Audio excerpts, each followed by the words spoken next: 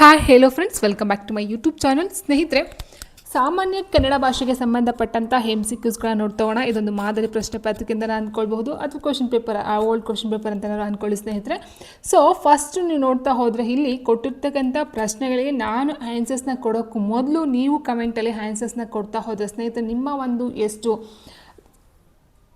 ಕನ್ನಡದಲ್ಲಿ ನಾಲೆಡ್ಜ್ ನಿಮ್ಗೆ ಇದೆ ಅಂತಕ್ಕಂಥದ್ದು ನಿಮ್ಮ ಒಂದು ಇದಕ್ಕೆ ಅರ್ಥ ಆಗ್ತಾ ಹೋಗುತ್ತೆ ಸ್ನೇಹಿತರೆ. ಸೊ ನಾವು ಕೊಡ್ತಕ್ಕಂಥ ಆನ್ಸರ್ಗಿಂತ ನೀವು ನಿಮ್ಮೊಳಗಿರ್ತಕ್ಕಂಥ ಆನ್ಸರ್ನ ಹೊರಗಡೆ ತೆಗಿತಕ್ಕಂಥದ್ದು ತುಂಬ ಮುಖ್ಯ ಆಗುತ್ತೆ ಈ ಇಂಥ ಒಂದು ಇದರಲ್ಲಿ ನೋಡ್ತಾ ಹೋದಾಗ. ಓಕೆ, ಸೊ ಹಾಗಾಗಿ ಆನ್ಸರ್ಸ್ಗಳನ್ನ ಕಮೆಂಟ್ ಮಾಡಿ, ಇಲ್ಲ ಬೇರೆ ಕಡೆ ಒಂದು ಕಡೆ ನೋಟನ ಮಾಡಿಕೊಂಡು 25 ಪ್ರಶ್ನೆಗಳಿಗೆ ಎಷ್ಟು ಅಂಕಗಳು ನೀವು ಕಳಿಸಿದ್ದೀರಾ ಅಂತಕ್ಕಂಥ ನೀವು ನೋಡ್ಕೊಳ್ತಾ ಹೋಗಿ ಸ್ನೇಹಿತರೆ. ಓಕೆ, ಸೊ ಫಸ್ಟ್ ಕ್ವಶನ್ ನೋಡ್ತಾ ಹೋಗೋಣ. ತೃತೀಯ ವಿಭಕ್ತಿಯ ಕಾರಕಾರ್ಥವಿದು ಅಂತ ಕೇಳಿದರೆ ಫಸ್ಟ್ ಕ್ವಶನು ವಿಭಕ್ತಿ ಪ್ರತ್ಯಯಗಳಿಗೆ ಸಂಬಂಧಪಟ್ಟಂಥ ಒಂದು ಪ್ರಶ್ನೆ ಇದಾಗಿರುತ್ತೆ ಸ್ನೇಹಿತರೆ. ತೃತೀಯ ವಿಭಕ್ತಿಯ ಕಾರಕಾರ್ಥ ಯಾವುದು? ಸೊ ಇಲ್ಲಿ ಕೊಟ್ಟಿದ್ದಾರೆ ಕರ್ಣಾರ್ಥ, ಕರ್ಮಾರ್ಥ, ಸಂಪ್ರದಾನ, ಕರ್ತಾರ್ಥ. ಸೊ ಓಕೆ, ಸೊ ಪ್ರಥಮ ಅಂತ ಹೇಳಿದಾಗ ಕರ್ತಾರ್ಥ ಬರುತ್ತೆ, ದ್ವಿತೀಯ ಬಂದು ಕರ್ಮಾರ್ಥ ಬರುತ್ತೆ, ತೃತೀಯ ಬಂದು ಕರ್ಣಾರ್ಥ ಬರುತ್ತೆ. ಓಕೆ, ಸೊ ಹಾಗಾಗಿ ಆನ್ಸರ್ ಆಪ್ಷನ್ 4 ಆಗಿರುತ್ತೆ. ಆಪ್ಷನ್ ಎ ಕರ್ಣಾರ್ಥ ಬಂದು ತೃತೀಯ ವಿಭಕ್ತಿಯ ಕಾರಕಾರ್ಥವಾಗಿರುತ್ತೆ ಸ್ನೇಹಿತರೆ. ಓಕೆ, ಸೊ ಕರ್ಮಾರ್ಥ ಅಂತ ತೊಗೊಂಡಾಗ ದ್ವಿತೀಯ, ಕರ್ತೃ ಬಂದು ಪ್ರಥಮ ಆಗಿರುತ್ತೆ. ಆ್ಯಂಡ್ ಸಂಪ್ರದಾನ, ಅಪದಾನ ನೆಕ್ಸ್ಟ್ ನೋಡ್ತಾ ಹೋಗೋಣ ಸ್ನೇಹಿತರೆ. ಕೊಡ್ತೀನಿ ನೋಡಿ ನಿಮಗೆ. ಪ್ರಥಮ ಇದೊಂದು ಪ್ರತ್ಯಯ ಆಗಿರುತ್ತೆ ಸ್ನೇಹಿತರೆ. ಓಕೆ, ಸೊ ಕರ್ತೃ ಅಂತಕ್ಕಂಥದ್ದು ಕರ್ತಾರ್ಥ ಬಂದು ಪ್ರಥಮ ಆಗಿರುತ್ತೆ, ದ್ವಿತೀಯ ಬಂದು ಕರ್ಮಾರ್ಥ. ಸೊ ಇದು ವೆರಿ ಇಂಪಾರ್ಟೆಂಟು. ಯಾವುದು ವಿಭಕ್ತಿ ಪ್ರತ್ಯಯಗಳು ಏನಿದೆಯೋ ಕಾರಕಾರ್ಥಗಳು, ಸೊ ಅದು ಇಂಪಾರ್ಟೆಂಟು, ವಿಭಕ್ತಿ ಪ್ರತ್ಯಯಗಳು ಇಂಪಾರ್ಟೆಂಟ್ ಆಗಿರುತ್ತೆ ಸ್ನೇಹಿತರೆ. ಸೊ ಇಲ್ಲಿ ಪ್ರಥಮ ದ್ವಿತೀಯ ಅನ್ನು, ತೃತೀಯ ಇಂದ, ಚತುರ್ಥಿ ಗೆ, ಇಗೆ, ಕೆ, ಅಕ್ಕೆ ಅಂತಕ್ಕಂಥದ್ದು, ಪಂಚಮಿ ದೆಸೆಯಿಂದ, ಷಷ್ಠಿ ಸಪ್ತಮಿ ಅಲ್ಲಿ ಅಂತಕ್ಕಂಥದ್ದು ಆಗಿರುತ್ತೆ ಸ್ನೇಹಿತರೆ. ಓಳ್ ಅಂತಕ್ಕಂಥದ್ದು ಸಹ ಬರುತ್ತೆ. ಓಕೆ, ಅದರ ಜೊತೆಗೆ ಕಾರಕಾರ್ಥಗಳನ್ನ ನೋಡ್ತಾ ಹೋದರೆ ಪ್ರಥಮ ಕರ್ತೃ ಅಥವಾ ಕರ್ತಾರ್ಥ, ದ್ವಿತೀಯ ಕರ್ಮಾರ್ಥ, ತೃತೀಯ ಕರಣಾರ್ಥ, ಚತುರ್ಥಿ ಸಂಪ್ರದಾನ, ಪಂಚಮಿ ಅಪಾದಾನ, ಷಷ್ಠಿ ಸಂಬಂಧ ಆ್ಯಂಡ್ ಸಪ್ತಮಿ ಬಂದು ಅಧಿಕರಣ. ಓಕೆ, ಸೊ ಇಷ್ಟ ಮೆನ್ಷನ್ ಮಾಡ್ತಾ ಹೋಗಿದ್ದಾರೆ. ಬಟ್ ಇನ್ನೊಂದು ಕ್ವಶನ್ ಕೇಳಿದ್ದಾರೆ. ಏನು ಕ್ವಶನ್ ಕೇಳಿದ್ದಾರೆ ಅಂತ ಹೇಳಿದ್ರೆ ಸ್ನೇಹಿತರೆ, ಚತುರ್ಥಿಯಲ್ಲಿ ಒಟ್ಟು ಎಷ್ಟು ಪ್ರತ್ಯಯಗಳು ಕಂಡು ಬರುತ್ತವೆ ಅನ್ನೋದು ಪ್ರಶ್ನೆ ಸಹ ಇದೆ. 4 ನೋಡಿ, ಗೆ, ಇಗೆ, ಕೆ, ಅಕ್ಕೆ ಅಂತಕ್ಕಂಥದ್ದು ಏನು 4 ಇದೆಯೋ ಈ ಒಂದು ಪ್ರಶ್ನೆ ಸಹ ಮೆನ್ಷನ್ ಆಗಿದೆ ಎಕ್ಸಾಮಲ್ಲಿ. ಏನು KEA KPSC ಎಕ್ಸಾಮ್ಸ್ ಕೇಳ್ತಾರೋ ಸೊ ಅದರಲ್ಲಿ ಬಂದಿರ್ತಕ್ಕಂಥ ಚತುರ್ಥಿ ವಿಭಕ್ತಿ ಪ್ರತ್ಯಯವು 4 ಪ್ರತ್ಯಯಗಳನ್ನ ಒಳಗೊಂಡಿದೆ ಅಥವಾ 3 ಪ್ರತ್ಯಯಗಳನ್ನ ಒಳಗೊಂಡಿದೆ. ಸೊ ಈ ಒಂದು ಪ್ರಶ್ನೆ ಹೇಳಿಕೆ ರೂಪದಲ್ಲಿ ಕೇಳಿದ್ದಾರೆ ಸ್ನೇಹಿತರೆ. ಓಕೆ, ಆ್ಯಂಡ್ ನೆಕ್ಸ್ಟ್ ಎರಡನೇ ಪ್ರಶ್ನೆ ಏನಿದೆ, ವನೌಷಧ ಪದವು ಈ ಸಂಧಿಗೆ ಉದಾಹರಣೆಯಾಗಿದೆ. ವನೌಷಧ ಪದವು ಈ ಸಂಧಿಗೆ ಉದಾಹರಣೆಯಾಗಿದೆ. ವೃದ್ಧಿ ಸಂಧಿ, ಎಣ್ ಸಂಧಿ, ಲೋಪ ಸಂಧಿ ಮತ್ತು ಅನುನಾಸಿಕ ಸಂಧಿ ಅಂತ ಕೊಟ್ಟಿದ್ದಾರೆ ಸ್ನೇಹಿತರೆ. ಸೊ ವನೌಷಧವನ್ನು ಫಸ್ಟ್ ನಾವು ಬಿಡಿಸ್ಬರ್ತಕ್ಕಂಥದ್ದು ಆಗಿರುತ್ತೆ. ಸೊ ಆನ್ಸರ್ನ ಇಲ್ಲಿ ಕೊಟ್ಬಿಡ್ತೀನಿ. ಆಪ್ಷನ್ ಎ ವೃದ್ಧಿ ಸಂಧಿ ಆಗಿರುತ್ತೆ. ಸೊ ವೃದ್ಧಿ ಸಂಧಿ ಅಂದರೆ ಏನು ಅಂತ ನೋಡ್ತಾ ಹೋಗೋಣ ಸ್ನೇಹಿತರೆ. ವನ ಪ್ಲಸ್ ಔಷಧ, ವನೌಷಧ ಅಂದರೆ ಆಕಾರಗಳ ಮುಂದೆ ಔಕಾರವು ಬಂದು ಅದು ಕೂಡಿದಾಗ ಔಕಾರ ಬರ್ತಕ್ಕಂಥದ್ದು ಆಗಿರುತ್ತೆ. ನೋಡಿ, ಇಲ್ಲಿ ಆಕಾರ ಮುಂದೆ ಔಕಾರ ಬಂದು ಅದನ್ನು ಸಂಧಿ ಮಾಡಿದಾಗ ಇಲ್ಲೂ ಸಹ ಅವೇ ಬಂದಿದೆ. ಇನ್ನು ಒಂದು ಏನು ಬರ್ಬೋದು, ಆಕಾರಗಳ ಮುಂದೆ ಈ ಕಾರಗಳ ಪರವಾದಾಗ ಅದೊಂದು ಬೇರೆ ಬರುತ್ತೆ ಗುಣಸಂಧಿಗೆ. ಓಕೆ, ಸೊ ಇಲ್ಲಿ ವೃದ್ಧಿ ಸಂಧಿ ಅಂತ ಹೇಳಿದಾಗ ಬರ್ತಕ್ಕಂಥದ್ದು ಏನಾಗಿರುತ್ತೆ ಸ್ನೇಹಿತರೆ, ಹಾಗೆ ಬಂದು ಇಲ್ಲಿ ಅವು ಬಂದಿದೆ. ಸೊ ಸೇಮ್ ಇಲ್ಲೂ ಅವು ಬಂದಿದೆ, ವನೌಷಧ ಅಂತಕ್ಕಂಥದ್ದು ಅಂದಾಗ ಸ್ನೇಹಿತರೆ ಆಕಾರಗಳ ಮುಂದೆ ಔಕಾರಗಳು ಪರವಾದಾಗ ಏನಾಗುತ್ತೆ, ಔಕಾರ ಬರುತ್ತೆ. ಸೊ ಅದೇ ರೀತಿ ಆಕಾರಗಳ ಮುಂದೆ ಐಕಾರಗಳು ಪರವಾದಾಗ ಐಕಾರ ಆದೇಶವಾಗಿ ಬರುತ್ತೆ. ಸೊ ಅದನ್ನು ನಾವು ವೃದ್ಧಿ ಸಂಧಿ ಅಂತ ಹೇಳ್ತೀವಿ. ಇನ್ನು ಬೆಸ್ಟ್ ಎಕ್ಸಾಂಪಲ್ ಅಂತ ಹೇಳಿದ್ರೆ ವನೌಷಧದ ಜೊತೆಗೆ ನೋಡ್ತಾ ಹೋದರೆ ಏಕೈಕ ಅಂತ ಸಹ ತಗೊಳ್ತೀವಿ. ಏಕೈಕ ಈಕ್ವಲ್ಸ್ ಏಕ ಪ್ಲಸ್ ಏಕೈಕ. ನೋಡಿ, ಇಲ್ಲಿ ಎ ಇದೆ, ಸೊ ಇಲ್ಲೂ ಐ ಇದೆ. ಇನ್ನೊಂದು ನೋಡ್ತಾ ಹೋದ್ರೆ ದೇವೈಕ್ಯ ಬರುತ್ತೆ ಸ್ನೇಹಿತರೆ. ಓಕೆ, ಸೊ ಇದನ್ನು ನಾವೇನಂತೀವಿ ವೃದ್ಧಿ ಸಂಧಿ ಅಂತ ಹೇಳ್ತೀವಿ. ಇನ್ನು ಎಣ್ ಸಂಧಿ ಅಂದರೆ ಏನಾಗಾದರೆ, ಸೊ ಅತ್ಯಂತ ಅಂತ ಹೇಳ್ತೀವಿ ಅಥವಾ ಗತ್ಯಂತರ, ಅತ್ಯಂತ, ತನ್ವಂತರ, ಪಾತ್ರಾರ್ಜಿತ. ಸೊ ಇದೆಲ್ಲ ಬರ್ತಕ್ಕಂಥ ಹೆಣ್ ಸಂಧಿಲಾಗಿರುತ್ತೆ. ಇನ್ನು ಲೋಪ ಸಂಧಿ ಅಂದರೆ ಸ್ವರ ಲೋಪ ಆಗ್ತಕ್ಕಂಥದ್ದು. ಅನುನಾಸಿಕ ಸಂಧಿ ಅಂತ ಹೇಳಿದಾಗ ಅಲ್ಲಿ ಅನುನಾಸಿಕ ಅಕ್ಷರಗಳು ಸೇರ್ಕೊಳ್ತವೆ ಸ್ನೇಹಿತರೆ. ಸೊ ಓಕೆ, ಸೊ ಆನ್ಸರಲ್ಲಿ ಆಪ್ಷನ್ 1 ವೃದ್ಧಿ ಸಂಧಿ ಆಗಿರುತ್ತೆ, ವನೌಷಧ.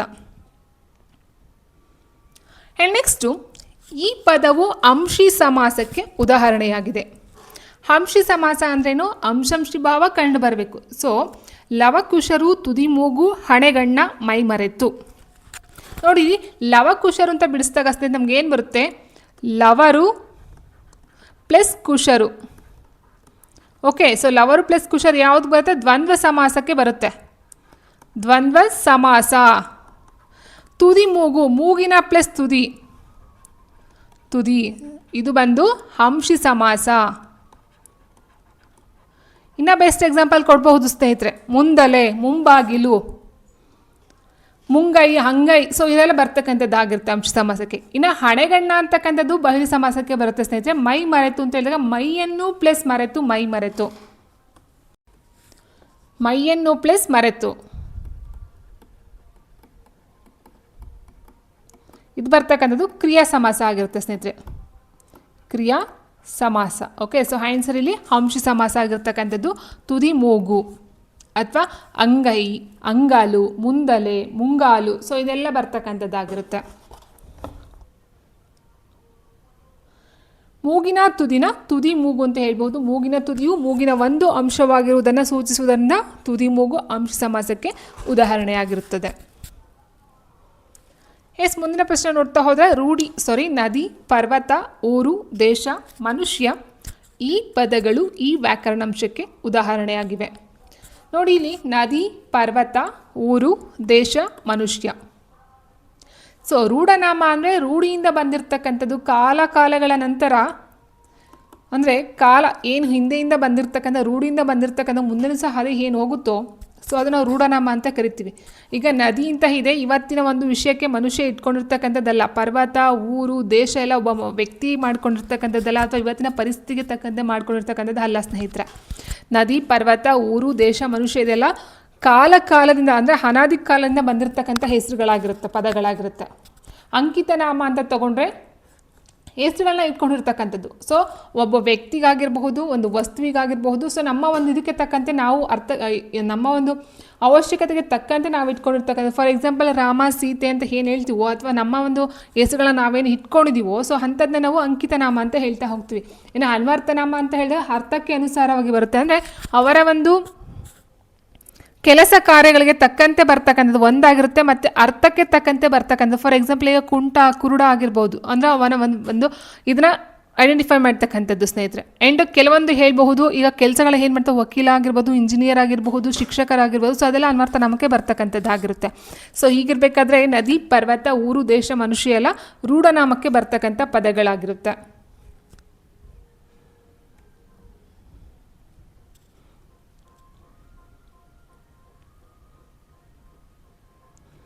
ಪ್ರಶ್ನಾರ್ಥಕ ಸರ್ವನಾಮಕ್ಕೆ ಉದಾಹರಣೆ ಇವು ಅಂತ ಕೇಳಿದರೆ, ಪ್ರಶ್ನಾರ್ಥಕ ಸರ್ವನಾಮಕ್ಕೆ ಉದಾಹರಣೆ ಇವು: ಯಾರು, ಏನು, ತಾನು, ತನ್ನ, ಎಷ್ಟು, ಯಾವುದು. ಸೊ ಸರ್ವನಾಮ ಅಂತ ಹೇಳಿದಾಗ ನಮಗೆ ಗೊತ್ತಿರುವ ಹಾಗೆ ಸ್ನೇಹಿತರೆ, ನಾಮಪದಗಳಿಗೆ ಬದಲಾಗಿ ಬಳಸ್ತಕ್ಕಂಥದ್ದು ಸರ್ವನಾಮ ಅಂತ ನಾವು ಹೇಳ್ತೀವಿ, ಹೌದಲ್ವಾ? ಸೊ ಇಲ್ಲಿ ಕೊಟ್ಟಿರ್ತಕ್ಕಂಥಲ್ಲಿ ಯಾರು, ಏನು, ತಾನು, ತನ್ನ ಆ್ಯಂಡ್ ಎಷ್ಟು, ಯಾವುದು.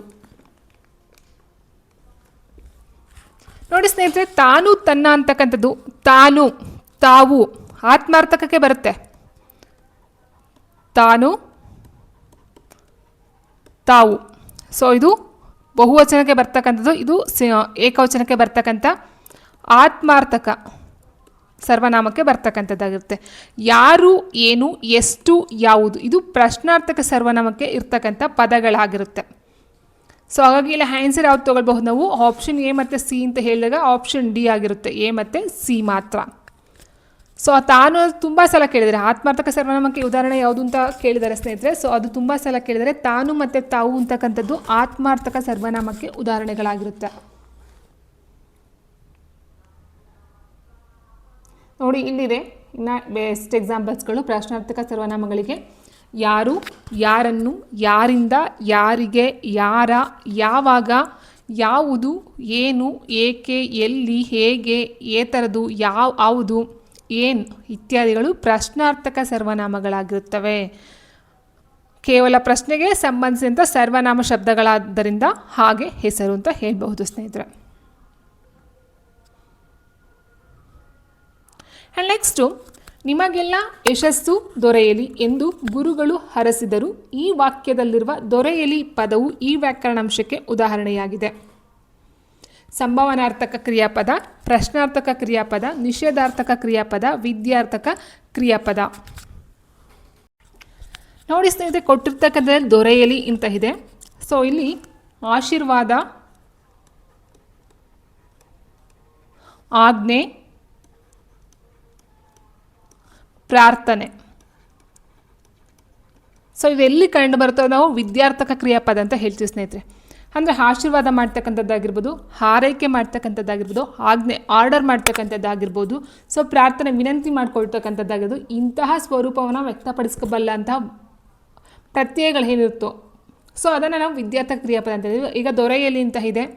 ದೊರೆಯಲಿ, ಶುಭವಾಗಲಿ, ಮಾಡಲಿ, ಕುಡಿಯಿರಿ, ತಿನ್ನಿರಿ. ಸೊ ಅಂದರೆ ವಿನಯದಿಂದ ಕೇಳ್ಕೊಳ್ತಕ್ಕಂಥದ್ದು. ಸೊ ಅದನ್ನು ವಿದ್ಯಾರ್ಥಕ ಕ್ರಿಯಾಪದ ಅಂತ ಹೇಳ್ತೀವಿ. ಇನ್ನು ನಿಷೇಧಾರ್ಥಕ ಕ್ರಿಯಾಪದ ಏನು ಬರುತ್ತೆ? ನಿಷೇಧ ಬರ್ತಕ್ಕಂಥದ್ದು. ಮಾಡುವುದಿಲ್ಲ ಅಥವಾ ಮಾಡೆನು, ತಿನ್ನೆನು, ಹೋಗೆನು, ಬರೆಯೇನು. ಇಟ್ ಮೀನ್ಸ್ ಅಲ್ಲಿ ಇಲ್ಲ, ನೆಗೆಟಿವ್ ಥಾಟ್ ಬರ್ತಾ ಹೋಗುತ್ತೆ. ಕ್ರಿಯೆ ನಡೆಯಲಿಲ್ಲ ಅಥವಾ ನಡೆಯುವುದಿಲ್ಲ ಅಂತಕ್ಕಂಥ ಅರ್ಥದಲ್ಲಿ ಏನು ಬರುತ್ತೋ ಅದನ್ನು ನಾವು ನಿಷೇಧಾರ್ಥಕ ಕ್ರಿಯಾಪದ ಅಂತ ಹೇಳ್ತೀವಿ ಸ್ನೇಹಿತರೆ. ಇನ್ನು ಪ್ರಶ್ನಾರ್ಥಕ ಅಂತ ಹೇಳಿದಾಗ ಅಲ್ಲಿ ಪ್ರಶ್ನೆನ ಹುಟ್ಟಾಗ್ತಕ್ಕಂಥದ್ದಾಗಿರುತ್ತೆ. ಸಂಭಾವನಾರ್ಥಕ ಕ್ರಿಯಾಪದ ಅಂತ ಹೇಳಿದಾಗ ಅಲ್ಲೊಂದು ಡೌಟ್ ಉತ್ಪತ್ತಿ ಆಗ್ತಕ್ಕಂಥದ್ದಾಗಿರುತ್ತೆ. ಅಂದರೆ ಕ್ರಿಯೆ ನಡೆಯುವಾಗ ಸಂದೇಹ, ಸಂಭಾವನಾರ್ಥಕ ಅಂದರೆ ಸಂದೇಹ ಉಂಟಾಗ್ತಕ್ಕಂಥದ್ದು, ಸಂದೇಹ ಬರ್ತಕ್ಕಂಥದ್ದಾಗಿರುತ್ತೆ. ಊಹೆ ಆಗಿರ್ಬೋದು, ಮಾಡಾನು, ಹೋದಾಳು, ಬಂದಾಳು, ಬಹುದು, ತಿನ್ನಬಹುದು, ಮಾಡಬಹುದು, ಊಹೆ. ಸೊ ಇಲ್ಲಿ ಸಂದೇಹನೂ ಬರಬಹುದು, ಊಹೆನೂ ಬರಬಹುದು. ಸೊ ಅಂತಹ ಕ್ರಿಯಾಪದಗಳೇನಾಗುತ್ತೆ? ಸಂಭಾವನಾರ್ಥಕ ಕ್ರಿಯಾಪದಕ್ಕೆ ಬರ್ತಕ್ಕಂಥದ್ದಾಗಿರುತ್ತೆ.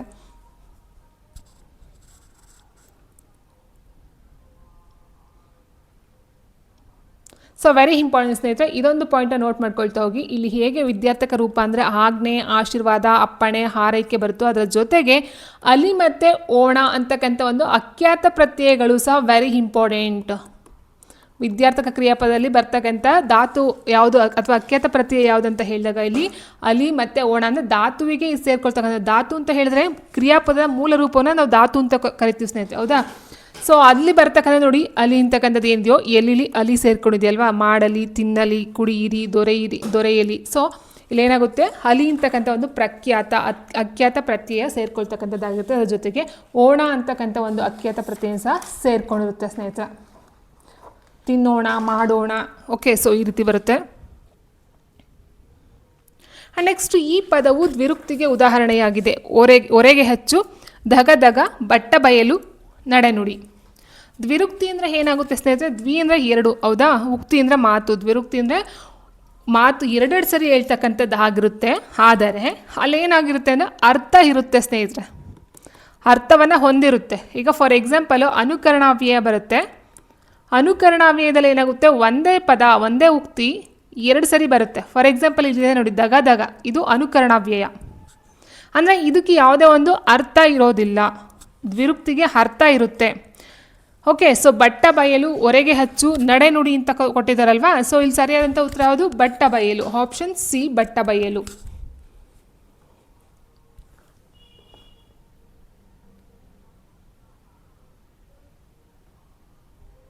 ನೋಡಿ, ಬಯಲು ಪ್ಲಸ್ ಬಯಲು, ಬಟ್ಟ ಬಯಲು. ನೆಕ್ಸ್ಟು, ಅನಾರೋಗ್ಯವಾದಾಗ ನಾನು ದವಾಖಾನೆಯಲ್ಲಿ ಚಿಕಿತ್ಸೆ ಪಡೆಯುತ್ತೇನೆ. ಈ ವಾಕ್ಯದಲ್ಲಿನ ದವಾಖಾನೆ ಪದವು ಈ ಭಾಷೆಯಿಂದ ಕನ್ನಡಕ್ಕೆ ಬಂದಿದೆ. ಹಿಂದೂಸ್ತಾನಿ, ಉರ್ದು, ಪಾರ್ಸಿ, ಪೋರ್ಚುಗೀಸ್. ದವಾಖಾನೆ ಅಂತಕ್ಕಂಥ ಒಂದು ಪದ ಏನಿದೆಯೋ ಇದು ಪಾರ್ಸಿಯಿಂದ ಕನ್ನಡಕ್ಕೆ ಬಂದಂತಹ ಪದವಾಗಿರುತ್ತದೆ. ರಸ್ತೆ, ಅವಕಾಶಿ, ಅಜಮಾಯಿಸಿ, ಅಬಕಾರಿ, ಆಮದು, ದಲ್ಲಾಳಿ ಇತ್ಯಾದಿ ಕನ್ನಡ ಭಾಷೆಯಲ್ಲಿ ಬಳಕೆಯಾಗುತ್ತಿರುವ ಪಾರ್ಸಿ ಪದಗಳು. ನೆಕ್ಸ್ಟು, ಆಸಕ್ತಿ ಪದದ ವಿರುದ್ಧಾರ್ಥಕ ಪದ ಅಂತ ಕೇಳಿದರೆ ಯಾವುದು? ಆಸಕ್ತಿ, ಶಕ್ತಿ, ನಿರಾಸಕ್ತಿ, ಭಕ್ತಿ, ಮುಕ್ತಿ. ಆಸಕ್ತಿ ಪದದ ಆಪೋಸಿಟ್ ವಿರುದ್ಧಾರ್ಥಕ ಪದ ನಿರಾಸಕ್ತಿ. ಆಪ್ಷನ್ ಬಿ, ನಿರಾಸಕ್ತಿ ಆಗಿರುತ್ತೆ. ನೆಕ್ಸ್ಟು, ಇದು ಬುನಾದಿ ಪದದ ಸಮಾನಾರ್ಥಕ ಪದವಾಗಿದೆ. ಸಮಾನಾರ್ಥಕ ಪದ ಯಾವುದು? ಬುನಾದಿ. ಸೊ ಬುನಾದಿ ಅಂತ ಹೇಳಿದ್ರೆ ತಳಹದಿ, ಅನಿವಾರ್ಯ ಬರಲ್ಲ, ಅನಾದಿ ಬರಲ್ಲ, ಅನಂತ ಬರಲ್ಲ. ಬುನಾದಿ, ತಳಹದಿ, ಬೇಸ್ಮೆಂಟ್ ಅಂತ ಏನು ಹೇಳ್ತೀವೋ ಸ್ನೇಹಿತರೆ. ಸೊ ತಳಹದಿ, ಮನೆಗೆ ಏನು ತಳಪಾಯ, ತಳಹದಿ ಅಂತ ಹೇಳ್ತೀವೋ, ಸೊ ಬುನಾದಿ ಹದ ಆಗಿರುತ್ತೆ. ಸೊ ಆನ್ಸರ್ ಆಪ್ಷನ್ ಎ, ತಳಹದಿ ಅಥವಾ ಬುನಾದಿ.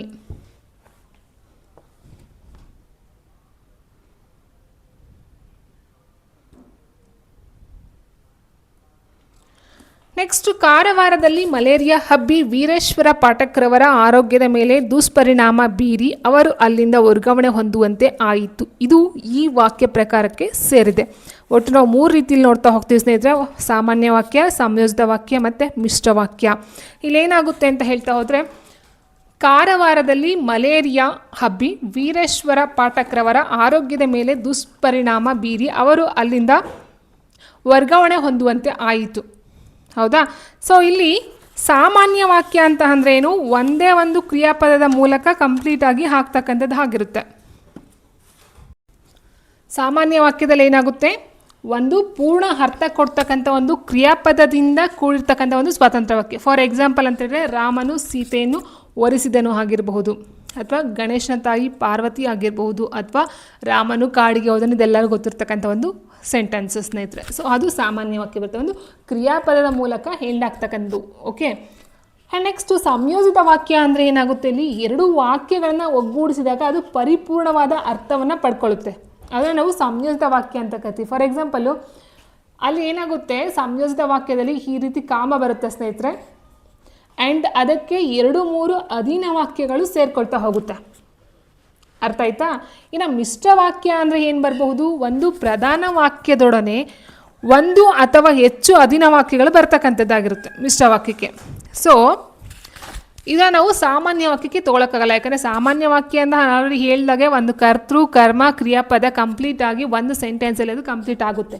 ಅದಕ್ಕೆ ಯಾವುದೇ ಒಂದು ಅಧೀನ ವಾಕ್ಯಗಳಾಗಲಿ ಅಥವಾ ಈ ಥರ ಒಂದು ಅಪರಿಪೂರ್ಣವಾದಂತಹ ಅರ್ಥವನ್ನು ಇರ್ತಕ್ಕಂಥದ್ದಾಗಲಿ ಇರೋದಿಲ್ಲ ಸ್ನೇಹಿತರೆ. ಓಕೆ. ಇಲ್ಲಿ ಕೊಟ್ಟಿರೋದೇನು? ಕಾರವಾರದ ಮಲೇರಿಯಾ ಹಬ್ಬಿ, ಇಲ್ಲಿ ಗಂಟ ಒಂದಾಯಿತು. ಹಬ್ಬಿ ಅಂತಕ್ಕಂಥದ್ದು ಕ್ರಿಯಾಪದನೇ. ವೀರೇಶ್ವರ ಪಾಠಕ್ರವರ ಆರೋಗ್ಯದ ಮೇಲೆ ದುಷ್ಪರಿಣಾಮ ಬೀರಿ ಅನ್ನೋದು ಸಹ ಕ್ರಿಯಾಪದನೇ. ಅವರು ಅಲ್ಲಿಂದ ವರ್ಗಾವಣೆ ಹೊಂದುವಂತೆ ಆಯಿತು. ಸೊ ಇಲ್ಲಿ 3 ಸೇರ್ಕೊಳ್ತಾ ಹೋಗುತ್ತೆ. ಓಕೆ. ಸೊ ಈಗಿರಬೇಕಾದ್ರೆ ಏನಾಗುತ್ತೆ ಸ್ನೇಹಿತರೆ, ಇದು ಸಂಯೋಜಿತ ವಾಕ್ಯಕ್ಕೆ ಬರ್ತಕ್ಕಂಥದ್ದು, ಸಾಮಾನ್ಯ ವಾಕ್ಯ ಅಲ್ಲ, ಮಿಶ್ರ ವಾಕ್ಯ ಬರೋದಿಲ್ಲ. ಮಿಶ್ರ ವಾಕ್ಯದಲ್ಲಿ ಯಾವುದೇ ಒಂದು ಈ ರೀತಿ ಕಾಮಗಳಾಗಲಿ ಅಥವಾ ಎಕ್ಸ್ಟ್ರಾ ಒಂದು ಇದಾಗಲಿ ಬರ್ತಕ್ಕಂಥದ್ದಲ್ಲ, 2-3 ವಾಕ್ಯನ ಒಗ್ಗೂಡಿಸಿ ಬರ್ತಕ್ಕಂಥದ್ದಲ್ಲ. ಅಲ್ಲಿ ಕಂಪ್ಲೀಟಾಗಿ ಏನಾಗುತ್ತೆ ಅಂತ ಹೇಳಿದ್ರೆ, ಈ ಒಂದು ಕಾಮ ಅಥವಾ ಇದೇನಿದೆಯೋ ಸೊ ಇವು ಬರೋದಿಲ್ಲ. ಡೈರೆಕ್ಟಾಗಿ ಒಂದು ಸೆಂಟೆನ್ಸಲ್ಲಿ 2-3 ವಾಕ್ಯಗಳನ್ನ ಸೇರಿಸ್ಕೊಂಡು ಕಂಪ್ಲೀಟ್ ಮಾಡ್ಕೊಂಡು ಹೋಗ್ಬಿಡ್ತಾರೆ, ಸಪ್ರೇಟ್ ಮಾಡೋದಿಲ್ಲ. ಬಟ್ ಇದೇನಂತ ಹೇಳಿದ್ರೆ ಸಂಯೋಜಿತ ವಾಕ್ಯ ಆಗಿರುತ್ತೆ. ನೆಕ್ಸ್ಟ್ ಮುಂದಿನ ಪ್ರಶ್ನೆ ನೋಡ್ತಾ ಹೋದರೆ, ಆ ಪಟ್ಟಿಯಲ್ಲಿರುವ ಆಡು ನುಡಿಗಳಿಗೆ ಬಾ ಪಟ್ಟಿಯಲ್ಲಿರುವ ಗ್ರಾಂಥಿಕ ರೂಪದ ಪದಗಳನ್ನು ಹೊಂದಿಸಿದಾಗ ಬರುವ ಸರಿಯಾದ ಉತ್ತರದ ಆಯ್ಕೆ ಇದು ಅಂತ ಕೇಳಿದರೆ,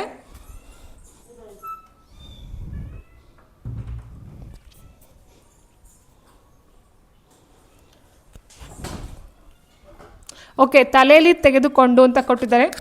ನೀರಿಲ್ಲ, ತುಂಬೈತಿ, ತಕೊಂಡು. ಸೊ ನೋಡಿ ಎಂಥ ಈಸಿ ಕ್ವಶನ್. ಯಾಕಂದರೆ ಗ್ರಾಂಥಿಕ ರೂಪ ಅಲ್ಲೇ ಆಪ್ಷನ್ಸ್ ಕೊಟ್ಟವ್ರೆ ಅಂದಾಗ ಅದರಲ್ಲಿ ಯಾವುದೇ ಒಂದು ಇದಿಲ್ಲ ಸ್ನೇಹಿತರೆ. ತಲೆಯಲ್ಲಿ, ತಲೆ ಎಲ್ಲಿ, ನೀರಿಲ್ಲ, ನೀರಿಲ್ಲದ, ತುಂಬೈತಿ, ತುಂಬಿದೆ, ತಕ್ಕೊಂಡು, ತೆಗೆದುಕೊಂಡು. ಸೊ ನಮಗೆ ಏನು ಕೊಡ್ತಾರೆ ಅಂದರೆ ಒಂದೊಂದು ಸಿಂಗಲಾಗಿ ಕೊಡ್ತಾರೆ ಸ್ನೇಹಿತರೆ. ಸಿಂಗಲಾಗಿ ಕೊಟ್ಬಿಟ್ಟು ಈಗ ತಕ್ಕೊಂಡು ಅಂತ ಕೊಟ್ಬಿಟ್ಟು ಅದಕ್ಕೆ 4 ಆಪ್ಷನ್ ಕೊಡ್ತಾರೆ. ತೆಗೆದುಕೊಂಡು ಆಗಿರ್ಬೋದು, ತಕ್ಕೊಂಡು ಅಂತ ಆಗಿರ್ಬೋದು, ಅಥವಾ ತೆಗೆದು. ಸೊ ಈ ರೀತಿ 4 ಆಪ್ಷನ್ಸ್ಗಳನ್ನ ಕೊಟ್ಟು ಅಲ್ಲಿ ಕೇಳ್ತಾ ಹೋಗ್ತಾರೆ. ಬಟ್ ಇದು ತುಂಬ ಈಸಿಯಾಗಿದೆ ಸ್ನೇಹಿತರೆ. ನೆಕ್ಸ್ಟ್ ಮುಂದಿನ ಪ್ರಶ್ನೆ, ದ್ಯೂತ ಪದದ ತದ್ಭವ ರೂಪವಿದು ಅಂತ ಕೇಳಿದರೆ, ಮೋಜು, ಗೋಜು, ಜೂಜು, ತಾಜಾ.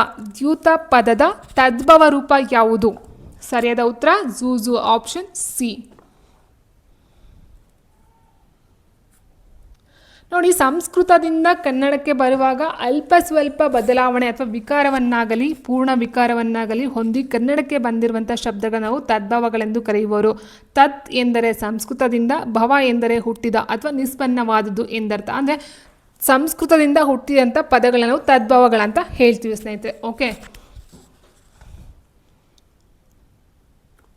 ಕಳವೆ ರಾಜನ್ನ ಶಾಲ್ಯನ್ನಕ್ಕೆ ಓಗರ ದುದಕವನೆರೆದವರ್ಯಾರಯ್ಯ. ಕಳವೆ ಮೀನ್ಸ್ ಭತ್ತ. ಓಕೆ. ಸೊ ರಾಜನ್ನ ಶಾಲೆನ್ನಕ್ಕೆ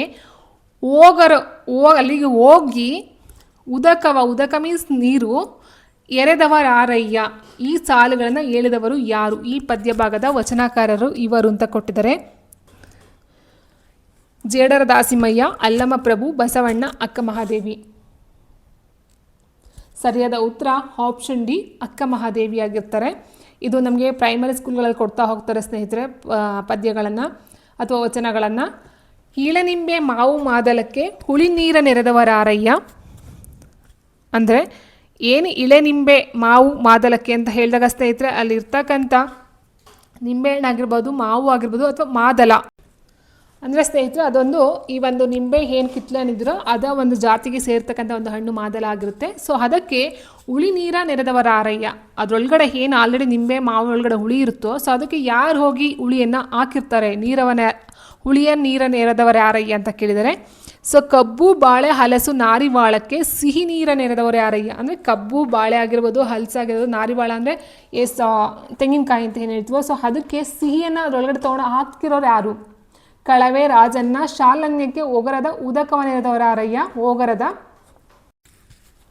ಅದೇ ರೀತಿ ಮರಗ, ಮಲ್ಲಿಗೆ, ಪಚ್ಚೆ, ಮುಡಿವಾಳಕ್ಕೆ ಪರಿಮಳದುದಕವ ನೆರೆದವರ ಆರಯ್ಯ. ಇಂತಿ ಜಲವು ಒಂದೇ, ನೆಲವು ಒಂದೇ, ಆಕಾಶವು ಒಂದೇ, ಜಲವು ಹಲವು ದ್ರವ್ಯಗಳ ಕೂಡಿ ತನ್ನ ಪರಿಬೇರಾಗಿ ಹಾಗೆ ಎನ್ನ ದೇವ ಚೆನ್ನ ಮಲ್ಲಿಕಾರ್ಜುನವಯ್ಯನು. ಸೊ ಅಂದರೆ ಈ ಒಂದು ಸಾಲುಗಳನ್ನು ಬರೆದಿರ್ತಕ್ಕಂಥದ್ದು ಯಾರಂತ ಹೇಳಿದಾಗ ಇಲ್ಲಿ ಅಕ್ಕ ಮಹಾದೇವಿ ದೇವರು ಬರ್ತಾರೆ ಸ್ನೇಹಿತರೆ. ಸೊ ಅವರ ಒಂದು ವಚನಗಳ ಅಂಕಿತ ಚೆನ್ನ ಮಲ್ಲಿಕಾರ್ಜುನನ್ ಸಹ ಆಗಿರುತ್ತೆ. ಸೊ ಹಾಗಾಗಿ ಈ ಥರ ಸಾಲುಗಳನ್ನು ನೋಡ್ತಾ ಹೋದಾಗ ಸ್ನೇಹಿತರೆ ಸೊ ಎಕ್ಸಾಂಪಲ್ ಡೆಫಿನೆಟಾಗಿ ಒಂದು ಸಾಲು ಬರೆದಿರ್ತಕ್ಕಂಥವ್ರು ಯಾರು ಅಂತ ಕೇಳ್ತಾರೆ.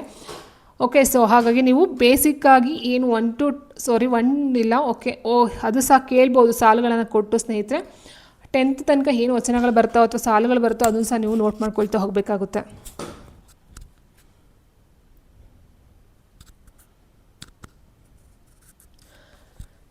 ಇವರು ಅಂಬಿಕಾತನಯ ದತ್ತ ಎಂಬ ಕಾವ್ಯ ನಾಮದಿಂದ ಪ್ರಸಿದ್ಧರಾಗಿದ್ದಾರೆ. ಸೊ ತುಂಬ ಜನ ನೋಡಿ ಸ್ನೇಹಿತರೆ ದ ರಾ ಬೇಂದ್ರೆ ಅವರು ಏನಿದ್ದಾರೋ ಓಕೆ ಸೊ ಅವರ ಒಂದು ಕಾವ್ಯನಾಮ ಅಂಬಿಕಾತನಯ ದತ್ತ. ಆಪ್ಷನ್ ಬಿ ಅಂಬಿಕಾತನಯ ದತ್ತ ಆಗಿರುತ್ತೆ. ಸೊ ಇದ್ರ ಬಗ್ಗೆ ತುಂಬ ಜನರು ನೋಡಬಹುದು. ಏನು ಅಂದ್ಕೊಳ್ತಾರೆ, ಬೇಂದ್ರೆ ಅಂತಕ್ಕಂಥದ್ದು ದತ್ತಾತ್ರೇಯ ರಾಮಚಂದ್ರ ಬೇಂದ್ರೆ ಅವ್ರಿಗೆ ಒಂದು ಕಂಪ್ಲೀಟ್ ಹೆಸರಾಗಿರುತ್ತೆ. ಬಟ್ ಅಲ್ಲಿ ಬೇಂದ್ರೆ ಅಂತ ಕೆಲವರು ಕನ್ಫ್ಯೂಷನ್ ಸಹ ಆಗಿ ಎಕ್ಸಾಮಲ್ಲಿ ಬರೀಬಹುದು. ಓಕೆ, ಸೊ ಅದನ್ನು ನೋಡ್ಕೊಳ್ತಾ ಹೋಗಿ. ದ ರಾ ಬೇಂದ್ರೆಯವರ ಪೂರ್ಣ ಹೆಸರು ದತ್ತಾತ್ರೇಯ ರಾಮಚಂದ್ರ ಬೇಂದ್ರೆ, ಅವರ ಕಾವ್ಯನಾಮ ಅಂಬಿಕಾತನಯ ದತ್ತ, ವೆರಿ ಇಂಪಾರ್ಟೆಂಟ್. ಅವರ ಪ್ರಥಮ ಕಾವ್ಯ ಸಂಕಲನ ಬಂದು ಕೃಷ್ಣ ಕುಮಾರ್ ಅಂತಕ್ಕಂಥದ್ದು. ಇವರಿಗಿರ್ತಕ್ಕಂಥ ಬಿರುದು ಅಂದರೆ ವರ ಕವಿ ಆಗಿರುತ್ತೆ, ಅದು ತುಂಬಾ ಇಂಪಾರ್ಟೆಂಟು ಸ್ನೇಹಿತರೆ, ಅದು ಸಹ ಕೇಳಿದರೆ. ಇವರ 4 ತಂತಿ ಕೃತಿಗೆ 1974 ಇಸ್ವಿಯ ಕೇಂದ್ರ ಜ್ಞಾನಪೀಠ ಪ್ರಶಸ್ತಿ ಏನಿದೆಯೋ ಅಂದರೆ 4 ತಂತಿ ಕೃತಿಗೆ ಜ್ಞಾನಪೀಠ ಪ್ರಶಸ್ತಿ ಸಿಗ್ತಾ ಹೋಗುತ್ತೆ 1974ರಲ್ಲಿ. ಆ್ಯಂಡ್ ಇವರನ್ನು ಕನ್ನಡದ ಟ್ಯಾಗೋರ್ ಎಂದು ಕರೆಯಲಾಗುತ್ತದೆ. ಇದು ಅಷ್ಟೇ ಇಂಪಾರ್ಟೆಂಟು ಸ್ನೇಹಿತರೆ. ಕನ್ನಡದ ಟ್ಯಾಗೋರ್ ಯಾರು ಅಂತ ಕೇಳಿದ್ರೆ ದ ರಾ ಬೇಂದ್ರೆಯವರಾಗಿರ್ತಾರೆ. ಆ್ಯಂಡ್ ನೆಕ್ಸ್ಟು ಸಕ್ಕದಮಂ ಪೇಳ್ವೊಡೆ ನೆರೆ ಸಕ್ಕದಂ ಪೇಳ್ಗೆ ಶುದ್ಧ ಕನ್ನಡದೋಳು. ಈ ಪದ್ಯ ಭಾಗದ ಕರ್ತೃ ಇವರು ಅಂತ ಕೇಳಿದರೆ ನಯಸೇನ, ನೇಮಿಚಂದ್ರ, ಶ್ರೀ ವಿಜಯ ಮತ್ತು ಆಂಡಯ್ಯ. ಸಕ್ಕದಂ ಪೇಳ್ವೊಡೆ ನೆರೆ ಸಕ್ಕದಂ ಪೇಳ್ಗೆ ಶುದ್ಧ ಕನ್ನಡದೋಳು. ಈ ಪದ್ಯ ಭಾಗ ಬಂದು ನಯಸೇನ. ಸೊ ಏನು ಧರ್ಮಾಮೃತ ಅಂತಕ್ಕಂಥ ಒಂದು ಕೃತಿಯನ್ನು ರಚನೆ ಮಾಡಿದ್ದಾರೆ ನಯಸೇನ, ಅವರ ಒಂದು ಇದರಲ್ಲಿ ಬರ್ತಕ್ಕಂಥದ್ದು ಆಗಿರುತ್ತೆ ಸ್ನೇಹಿತರೆ. ಬಟ್ ಇದು ಎಲ್ಲಿ ಬರುತ್ತೆ ನೋಡ್ತಾ ಹೋದ ನೋಡಿ, ನಯಸೇನನು ಕವಿಗಳು ಕನ್ನಡದಲ್ಲಿ ಕಾವ್ಯವನ್ನು ರಚಿಸುವಾಗ ಕನ್ನಡದೊಂದಿಗೆ ಸಂಸ್ಕೃತ ಶಬ್ದಗಳನ್ನು ಹೆಚ್ಚಾಗಿ ಬೆಳೆಸುತ್ತಿದ್ದುದನ್ನು ನೋಡಿ ಅವರು ಆಕ್ಷೇಪಿಸುತ್ತಾರಂತೆ. ಏನಂದರೆ ಕನ್ನಡದಲ್ಲಿ ಕಾವ್ಯವನ್ನು ರಚಿಸುವಾಗ ಸಂಸ್ಕೃತ ಪದಗಳ ಒಂದು ಮಿಶ್ರಣ ಆಗ್ತಕ್ಕಂಥದ್ದು. ಸೊ ಅವರು ಕಾವ್ಯ ರಚಿಸುವುದಾದರೆ ಶುದ್ಧ ಕನ್ನಡದಲ್ಲಿ ರಚಿಸಬೇಕು, ಇಲ್ಲವೇ ಪೂರ್ಣವಾಗಿ ಸಂಸ್ಕೃತದಲ್ಲಿ ರಚಿಸಬೇಕು. ಶುದ್ಧವಾದ ಕನ್ನಡದಲ್ಲಿ ಸಂಸ್ಕೃತವನ್ನು ತಂದು ತುರುಕುವುದು ಸರಿಯೇ? ಇವೆರಡನ್ನು ಬೆರೆಸಿ ಕಾವ್ಯ ರಚನೆ ಮಾಡಿದರೆ ಅದು ಎಣ್ಣೆ ತುಪ್ಪಗಳ ಅಶ್ವದ ಮಿಶ್ರಣವಾಗುತ್ತದೆ ಎಂದು ತನ್ನ ಅಭಿಪ್ರಾಯವನ್ನು ವ್ಯಕ್ತಪಡಿಸ್ತಾರೆ ನಯಸೇನರವರು. ಈ ಒಂದು ವಾಕ್ಯದಲ್ಲಿ ಇರ್ತಕ್ಕಂಥದ್ದು ಸ್ನೇಹಿತರದು. ಆ್ಯಂಡ್ ನೆಕ್ಸ್ಟ್ ನಯಸೇನ ಕಾಲ ಕ್ರಿಸ್ತಶಕ ಸುಮಾರು 12ನೇ ಶತಮಾನ ಆಗಿರುತ್ತೆ. ಇವರ ಪ್ರಮುಖ ಕೃತಿ ಬಂದು ಧರ್ಮಾಮೃತ ಎಂಬ ಚಂಪು ಕಾವ್ಯ. Very very very very important ಸ್ನೇಹಿತರೆ. ಧರ್ಮಾಮೃತ ಕೃತಿಯ ಕರ್ತೃ ಯಾರು ಅಂತ ಕೇಳಬಹುದು, ಅಥವಾ ಧರ್ಮಾಮೃತ ಯಾವ ರೀತಿಯ ಕಾವ್ಯ ಅಂತಲೂ ಸಹ ಕೇಳಬಹುದು. ಅದೊಂದು ಚಂಪು ಕಾವ್ಯ. ಚಂಪು ಅಂತ ಹೇಳಿದ್ರೆ ಕನ್ನಡ ಪದ್ಯ ಮತ್ತು ಗದ್ಯಗಳ ಮಿಶ್ರಣ ಚಂಪು ಕಾವ್ಯ ಆಗಿರುತ್ತೆ. ಈ ಪದವು ತದ್ದಿತಾಂತ ಭಾವನಾಮಕ್ಕೆ ಉದಾಹರಣೆಯಾಗಿದೆ. ಸೊ ತದ್ದಿತಾಂತ ಭಾವನಾಮ ಅಂತ ಹೇಳಿದಾಗ ಸ್ನೇಹಿತರೆ ಇಲ್ಲಿ ಮೇಯ್ನಾಗಿ ನಮಗೆ ಬರ್ತಕ್ಕಂಥದ್ದೇನು ತದ್ದಿತಾಂತ ಅಂತ ಹೇಳಿದಾಗ ಸ್ನೇಹಿತರೆ ತದ್ದಿತಾಂತ ನಾಮಪದಗಳನ್ನು ನೋಡ್ತಾ ಹೋಗ್ತೀವಿ. ಆ್ಯಂಡ್ ತದ್ದಿತಾಂತ ಭಾವನಾಮವನ್ನು ನೋಡ್ತೀವಿ. ಅದಾದ ನಂತರ ತದ್ದಿತಾಂತ ಅವ್ಯಯಗಳನ್ನು ನೋಡ್ತಾ ಹೋಗ್ತೀವಿ. ಅವ್ಯಯಗಳು. ಸೊ ತದ್ದಿತಾಂತ ನಾಮಪದ ಅಂದ ತಕ್ಷಣ ನಮಗೆ ಅರ್ಥ ಆಗೋದೇನು, ಮಾಲೆಗಾರ ಅಂತ ಕೊಟ್ಟಿದ್ದಾರೆ ನೋಡಿ, ಮಾಲೆಗಾರ. ಸೊ ಇಲ್ಲೊಬ್ಬ ವ್ಯಕ್ತಿ ಕಾಣಿಸ್ಕೊಳ್ತಾನೆ ಸ್ನೇಹಿತರೆ, ನಾಮಪದ ಅದು. ಓಕೆ, ಸೊ ಶಾಲೆಯವರೆಗೆ, ಅವನಂತೆ. ಸೊ ಇದೆಲ್ಲ ನಮಗೆ ನೋಡ್ತಾ ಹೋದ್ರೆ ವರೆಗೆ, ಅಂತೆ ಅಂತಕ್ಕಂಥದ್ದು ಏನು ಬಂದಿದೆಯೋ ಓಕೆ, ಅಂತೆ, ಹೊರಗೆ, ಮಟ್ಟಿಗೆ, ಓಸ್ಕರ, ಅವನಿಗೋಸ್ಕರ, ಇಂಥ. ಸೊ ಇದು ಇಲ್ಲಿ ಬರ್ತಕ್ಕಂಥದ್ದನ್ನ ಅವ್ಯಯಗಳಂತ ಕರಿತೀವಿ. ಹೊರಗೆ, ಅಂತೆ, ಓಸ್ಕರ. ಸೊ ಇದೆಲ್ಲ ಅವ್ಯಯಗಳಾಗಿರುತ್ತೆ. ಇನ್ನು ಚೆಲುವಿಕೆ ಅಂತಕ್ಕಂಥದ್ದು ಏನಿದೆಯೋ, ಸೊ ನೋಡಿ ಇಲ್ಲಿ ತನ ಆಗಿರ್ಬೋದು, ದೊಡ್ಡತನ, ಸಣ್ಣತನ, ಈಕೆ ಆಗಿರ್ಬೋದು, ಗೌಡಿಕೆ, ಪೂ ಆಗಿರ್ಬೋದು, ಬಿಳುಪು, ಕಪ್ಪು, ಈ ರೀತಿ ಬರ್ತಕ್ಕಂಥದ್ದು. ಸೊ ಈ ರೀತಿ ಏನು ಬರುತ್ತೋ ಸ್ನೇಹಿತ ಪ್ರತ್ಯಯಗಳು, ಸೊ ಅಂಥದ್ದನ್ನ ನಾವು ತದ್ದಿತಂತ ಭಾವನಾಮ ಅಂತ ಕರಿತೀವಿ. ಈಗ ಚೆಲುವಿಕೆ, ಕೆ ಈಕೆ, ಚೆಲುವಿಕೆ, ಗೌಡಿಕೆ, ಸೊ ಇದೆಲ್ಲ ತದ್ದಿತಂತ ಭಾವನಾಮ. ಇಲ್ಲಿ ತದ್ದಿತಂತ ಭಾವನಾಮದಲ್ಲಿ ಯಾವುದೇ ಒಂದು ನಾಮಪದಗಳು ಬರುತ್ತೆ, ನಾಮಪದಗಳ ಮುಂದೆ ಬರ್ತಕ್ಕಂಥದ್ದು ಭಾವಾರ್ಥದಲ್ಲಿ ನೋಡ್ತಾ ಹೋಗ್ತೀವಿ ಸ್ನೇಹಿತರೆ. ಅದು ಹೇಳ್ಬೇಕಂದ್ರೆ ಷಷ್ಠಿ ವಿಭಕ್ತಿ ಪ್ರತ್ಯಯದಲ್ಲಿ ಬರ್ತಕ್ಕಂಥದ್ದು ಆಗಿರುತ್ತೆ. ಸೊ ಇಲ್ಲಿ ಅರ್ಥ ಆಯ್ತು ಅಂತ ಅಂದ್ಕೊಳ್ತೀನಿ. ಮಾಲೆಗಾರ ಅಂತಕ್ಕಂಥದ್ದಾಗಿರ್ಬೋದು, ಮಾಲೆಗಾರ್ತಿ, ಹಣವಂತ, ಗುಣವಂತ ಅಂತ ಬರಲ್ಲ ಇಲ್ಲಿ. ಅಂತ ಸೇರಿಸ್ಕೊಳ್ಳೋದಕ್ಕಿಂತ ಹೆಚ್ಚಾಗಿ ಸ್ನೇಹಿತರೆ ಅಲ್ಲ ಆ ಒಂದು ಪದಗಳನ್ನ ಕೇಳ್ತಾ ಇದ್ರೆ ಅದೊಂದು ನಾಮಪದ ಅನ್ನೋ ಒಂದು ಫೀಲಿಂಗ್ ನಮ್ಗೆ ಬಂದ್ಬಿಡುತ್ತೆ, ಒಬ್ಬ ವ್ಯಕ್ತಿನ ಐಡೆಂಟಿಫೈ ಮಾಡಿ ಹೇಳ್ತಕ್ಕಂಥದ್ದು ಅಂತ. ಇನ್ನು ಶಾಲೆಯವರೆಗೆ ಅವನಂತೆ ಬಂದು ಇಲ್ಲಿ ಅವ್ಯಯಗಳು ಬರುತ್ತೆ. ಸೊ ಚೆಲುವಿಕೆ ಇದೆಲ್ಲ ಬಂದು ತದ್ದಿತಂತ ಭಾವನಾಮ, ಆಪ್ಷನ್ ಡಿ.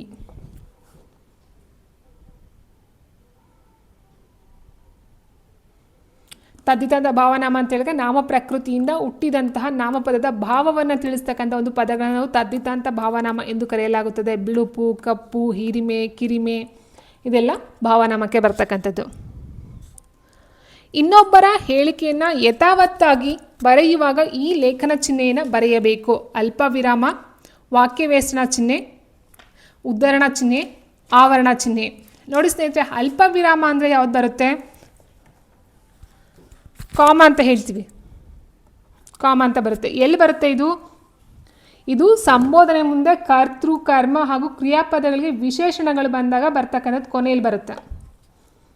ಅಥವಾ 2-3 ವಾಕ್ಯ ಏನು, ಫಾರ್ ಎಕ್ಸಾಂಪಲ್ ಈಗ ಹಣ ಆಗಿರ್ಬೋದು, ಅಥವಾ ಒಂದು 3-4 ಪದಗಳನ್ನು ಹೇಳಬೇಕಾದ್ರೆ ಏನು ಮಾಡ್ತೀವಿ, ಕಾಮ ಹಾಕೊಂಡು ಯೂಸ್ ಮಾಡ್ತಾ ಹೋಗ್ತೀವಿ. ಇನ್ನು ಉದ್ಧರಣ ಚಿಹ್ನೆ ಅಂತಕ್ಕಂಥದ್ದು ಏನಿದೆಯೋ ಎಸ್ ಆಪ್ಷನ್ ಬಿ ಅಲ್ವಾ, ವಾಕ್ಯವೇಷ್ಟನ ಚಿಹ್ನೆ. ವಾಕ್ಯವೇಷ್ಟನ ಚಿಹ್ನೆ ಅಂತ ಹೇಳಿದ್ರೆ ಈ ರೀತಿ ಬರುತ್ತೆ. ಅಂದರೆ ಬರವಣಿಗೆಯಲ್ಲಿ ಪಾರಿಭಾಷಿಕ ಪ್ರಧಾನ ಹಾಗೂ ವಿಶಿಷ್ಟ ಪದಗಳನ್ನು ಬಳಸಿದಾಗ ಬರ್ತಕ್ಕಂಥದ್ದು. ಪಾರಿಭಾಷಿಕನ ಬೇರೆ ಭಾಷೆ ಪದಗಳನ್ನು ಬಳಸ್ತಕ್ಕಂಥದ್ದಾಗಿರ್ಬೋದು, ಪ್ರಧಾನ ಪದಗಳಾಗಿರ್ಬೋದು, ವಿಶಿಷ್ಟ ಪದಗಳನ್ನು ಯೂಸ್ ಮಾಡ್ತಕ್ಕಂಥ ಸಂದರ್ಭದಲ್ಲಿ ವಾಕ್ಯವೇಷ್ಟನ ಚಿಹ್ನೆ ಬರುತ್ತೆ. ಆವರಣ ಚಿಹ್ನೆ ಯಾವಾಗ ಬರುತ್ತೆ? ಹೆಚ್ಚಿನ ವಿವರಣೆಗಳನ್ನು ಕೊಡ್ತಕ್ಕಂಥ ಆವರಣ ಚಿಹ್ನೆ, ಅರ್ಥಗಳನ್ನು ನೀಡ್ತಕ್ಕಂಥ. ಈಗ ಸಮಾನಾರ್ಥಕ ಪದಗಳಂತ ಏನು ಹೇಳ್ತೀವೋ, ಒಂದು ಪದಕ್ಕೆ ಅದರದೇ ಆದ ಇನ್ನೊಂದು ಅರ್ಥ ಇರ್ತಕ್ಕಂಥ ಪದವನ್ನು ಹಾಕ್ತೀವಿ ಅಂದಾಗ ಒಂದು ಆವರಣ ಚಿಹ್ನೆಯನ್ನು ಹಾಕ್ಕೊಳ್ತೀವಿ. ಉದ್ಧರಣ ಚಿಹ್ನೆ ಅಂತ ಹೇಳಿದ್ರೆ ಡಬಲ್ ಇನ್ವರ್ಟೆಡ್ ಕಾಮ ಅಂತ ಏನು ಹೇಳ್ತೀವೋ ಇದು ಉದ್ಧರಣ ಚಿಹ್ನೆ ಆಗಿರುತ್ತೆ. ಸೊ ಈ ಒಂದು ಉದ್ಧರಣ ಚಿಹ್ನೆ ಬರವಣಿಗೆಯಲ್ಲಿ ಇನ್ನೊಬ್ಬರ ಹೇಳಿಕೆಯನ್ನು ಯಥಾವತ್ತವಾಗಿ ಬರೀತಕ್ಕಂಥ ಒಂದು ಇದರಲ್ಲಿ ಹಾಕ್ತಕ್ಕಂಥದ್ದು ಈ ಒಂದು ಲೇಖನ ಚಿಹ್ನೆ ಉದ್ಧರಣ ಚಿಹ್ನೆ ಆಗಿರುತ್ತೆ. Option C.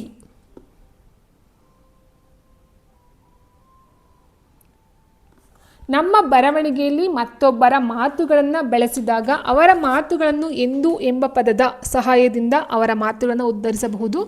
ದುಃಖ ಮತ್ತು ಸುಖದ ಬಗ್ಗೆ ಹೇಳುವಾಗ ದುಃಖಕ್ಕೆ ಕಾರಣ ಸಿಕ್ಕಷ್ಟು ಬೇಗ ಸುಖಕ್ಕೆ ಕಾರಣ ಸಿಗುವುದಿಲ್ಲ ಎಂದು ಸಾಹಿತಿ ಪಿ ಲಂಕೇಶ್ ಅವರು ಹೇಳಿದ್ದಾರೆ. ಅಂದರೆ ಈ ಒಂದು ಪದ ಏನಿದೆಯೋ, ಅಂದರೆ ಈ ಒಂದು ವಾಕ್ಯ ಏನಿದೆಯೋ ಇದನ್ನು ನಾನು ಹೇಳ್ತಕ್ಕಂಥದ್ದೆಲ್ಲ ಪಿ ಲಂಕೇಶ್ ಅವರು ಹೇಳಿರ್ತಕ್ಕಂಥ ಯಥಾವತ್ತಾಗಿ ಅದನ್ನು ಹಾಗೆ ಕಾಪಿ ಮಾಡ್ತಕ್ಕಂಥದ್ದಾಗಿರುತ್ತೆ. ಸೊ ಅದಕ್ಕೆ ನಾವು ಈ ಒಂದು ಉದ್ಧರಣ ಚಿಹ್ನೆಯನ್ನು ಬಳಸ್ತಾ ಹೋಗ್ತೀವಿ. ನೆಕ್ಸ್ಟು, ನನಗೆ ಮಾರ್ಗದರ್ಶನ ಮಾಡಿದವರು ಅವರೇ. ಈ ವಾಕ್ಯದಲ್ಲಿರುವ ಅವರೇ ಎಂಬ ಪದವು ಈ ಅವ್ಯಯಕ್ಕೆ ಉದಾಹರಣೆ ಅಂತ ಕೇಳಿದರೆ ಸ್ನೇಹಿತರೆ, ಕ್ರಿಯಾರ್ಥಕ ಅವ್ಯಯ, ಭಾವಸೂಚಕ ಅವ್ಯಯ, ಅನುಕರಣ ಅವ್ಯಯ ಮತ್ತು ಅವಾಧಾರಣಾರ್ಥಕ ಅವ್ಯಯ. ಕ್ರಿಯಾರ್ಥಕ ಅವ್ಯಯ ಅಂತ ಹೇಳಿದಾಗ ಸ್ನೇಹಿತರೆ ಏನಾಗುತ್ತೆ, ಕ್ರಿಯೆ ಆಗುತ್ತೆ. ಈಗ ಫಾರ್ ಎಕ್ಸಾಂಪಲ್ಲು ಬೇಕು, ಇಲ್ಲಿ ಕ್ರಿಯಾಪದ ಬರುತ್ತು, ಸೊ ಅವ್ಯಯನೂ ಸಹ ಆಗುತ್ತೆ. ಸಾಕು, ಬೇಕು, ಸಾಕು, ಉಂಟು, ಹೌದು, ಇಲ್ಲ, ಬೇಡ.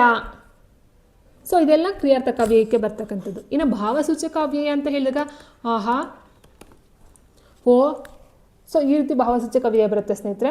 ಇನ್ನು ಅನುಕರಣ ಅವ್ಯಯ ಅಂತ ಹೇಳಿದಾಗ ಅನುಕರಣೆಯಿಂದ ಬರ್ತಕ್ಕಂಥದ್ದು ದಗ ದಗ ಆಗಿರ್ಬೋದು, ಜುಳು ಜುಳು ಆಗಿರ್ಬೋದು, ಸರಸರ ಆಗಿರ್ಬೋದು, ಇದೆಲ್ಲ ಅನುಕರಣ ಅವ್ಯಯಕ್ಕೆ ಬರುತ್ತೆ. ಅವಾಧಾರಣಾರ್ಥಕ ಅವ್ಯಯ ಅಂತ ಹೇಳಿದಾಗ ಅವರೇ, ಖಚಿತವಾಗಿ ಹೇಳ್ತಕ್ಕಂಥದ್ದು, ಖಚಿತ, ಇಲ್ಲಿ ಯಾವುದೇ ಒಂದು ಗೊಂದಲ ಇರಲ್ಲ. ಅವರೇ, ಇವರೇ, ಇವಳೇ. ಸೊ ಇದು ಅವಾಧಾರಣಾರ್ಥಕ ಅವ್ಯಯಕ್ಕೆ ಬರ್ತಕ್ಕಂಥದ್ದಾಗಿರುತ್ತೆ. ನಿಶ್ಚಯಾರ್ಥದಲ್ಲಿ ಖಚಿತವಾಗಿ ನಿಶ್ಚಯವಾಗಿ ಹೇಳ್ತಕ್ಕಂಥ ಒಂದು ಅವ್ಯಯವೇ ಅವಧಾರಣಾರ್ಥಕ ಅವ್ಯಯ. ಹಲವು ವಸ್ತುಗಳಲ್ಲಿ ಒಂದನ್ನು ನಿಶ್ಚಯಿಸುವುದೇ ಅವಧಾರಣೆ ಎನಿಸುವುದು. ಅದೇ, ಇದೇ, ಅವನೇ, ಅವಳೇ, ಇವರೇ, ಓಕೆ, ಈ ರೀತಿ ಬರ್ತಕ್ಕಂಥದ್ದಾಗಿರುತ್ತೆ. ಇನ್ನು ನೆಕ್ಸ್ಟ್ ಇದು ಕೃದಂತ ನಾಮಕ್ಕೆ ಉದಾಹರಣೆಯಾಗಿದೆ ಅಂತ ಕೊಟ್ಟಿದ್ದಾರೆ. ಮಾರಾಟ, ಬರೆದು, ಅಂಜಿಕೆ, ನಡೆಯುವ.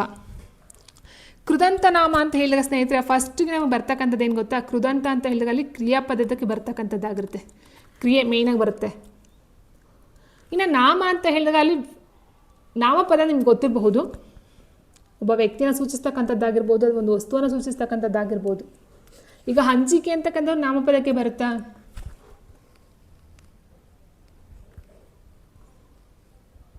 ಮಾರಾಟ, ಸೊ ಮಾರ್ತಕ್ಕಂಥದ್ದು ಮಾರಾಟ, ಇಲ್ಲಿ ಒಂದು ಮಾರಾಟನ ಕೃದಂತ ಕ್ರಿಯೆ ನಡೀತು, ಬಟ್ ನಾಮಪದ ಇಲ್ಲ. ಬಟ್ ನಾಮಪದ ಸೇರ್ಕೋಬೇಕಂತ ಹೇಳಿದ್ರೆ ಈ ಒಂದು ಕೃದಂತ ನಾಮಪದ ಅಂತ ಹೇಳಿದಾಗ ಸ್ನೇಹಿತರೆ ಏನಾಗಬೇಕಿಲ್ಲಿ, ಕ್ರಿಯಾಪದದ ಜೊತೆಗೆ ಕಾಲಸೂಚಕ ಪ್ರತ್ಯಯನೂ ಸಹ ಸೇರ್ಕೊಂಡಿರಬೇಕಾಗಿರುತ್ತೆ.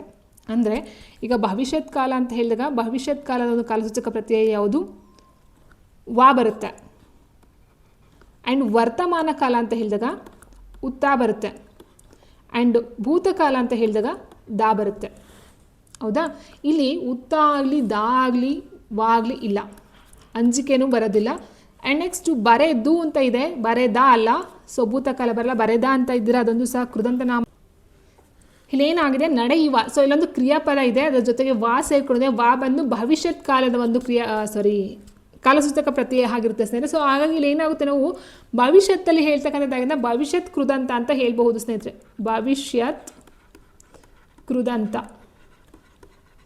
ಓಕೆ, ಸೊ ಹಾಗಾಗಿ ಇಲ್ಲಿ ನಾವೇನು ಮಾಡಬಹುದು, ಕೃದಂತ ನಾಮ ಅಂತ ಹೇಳಿದಾಗ ಕಾಲಸೂಚಕ ಪ್ರತ್ಯಯ ಪ್ಲಸ್ ಕ್ರಿಯಾಪದ ಎರಡೂ ಸೇರ್ಕೊಂಡಿರಬೇಕಾಗುತ್ತೆ. ಸೊ ಇನ್ನು ಬೆಸ್ಟ್ ಎಕ್ಸಾಂಪಲ್ ನಾವು ತೊಗೊಳ್ತಾ ಹೋದ ಸ್ನೇಹಿತರೆ, ಈಗ ಭೂತ ಕೃದಂತ ಆಲ್ರೆಡಿ ಹೇಳಿದೆ, ಬರೆದ ಅಂತಕ್ಕಂಥದ್ದು ಭೂತ ಕೃದಂತಕ್ಕೆ ಹೋಗುತ್ತೆ. ತಿಂದ, ಮಾಡಿದ, ಹೋದ, ಬರೆದ ಇದೆಲ್ಲ ಬರುತ್ತೆ.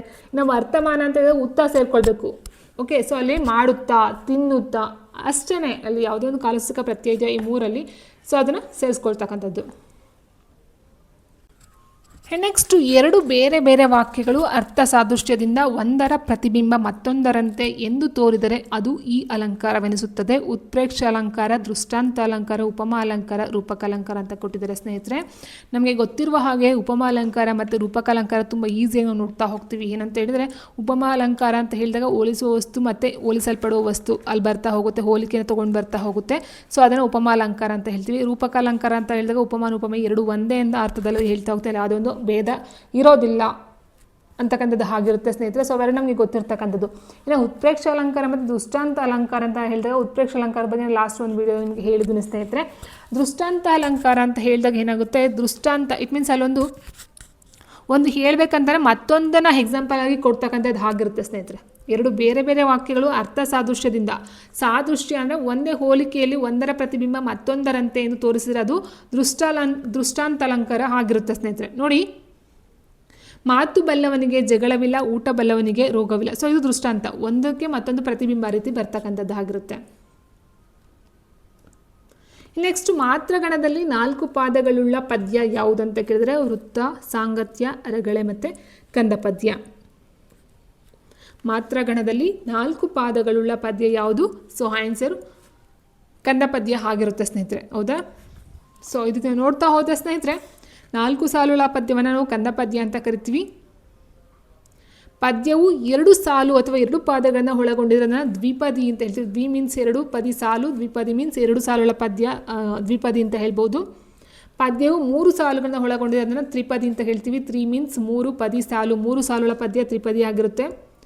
ಕಂದಪದ್ಯ ಬಂದು 4 ಸಾಲು, ಚೌಪದಿ ಅಥವಾ ಕಂದಪದ್ಯ 4 ಸಾಲುಗಳನ್ನು ಹೊಂದಿದ್ದರೆ ಅದನ್ನು ಕಂದಪದ್ಯ ಅಂತ ಕರಿತೀವಿ.